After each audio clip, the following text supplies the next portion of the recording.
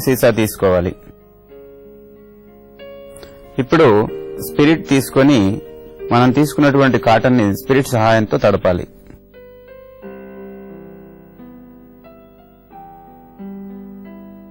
ఇలా కాటన్ ని పూర్తిగా స్పిరిట్ తో తడిపేసేయాలి.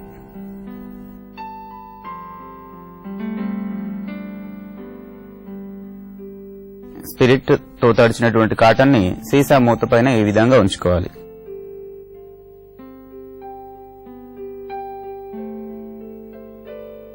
తర్వాత కాటన్ ని అగ్గిపెట్టె సహాయంతో వెలిగించి లోపల పడేసేయాలి.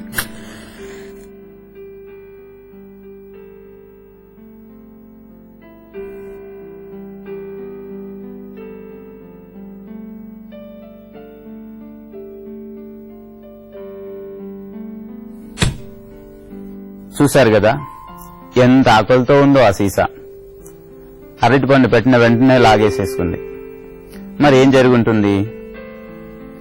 ఇక్కడ ఏమీ లేదండి. మనం తీసుకున్నటువంటి పదార్థాలు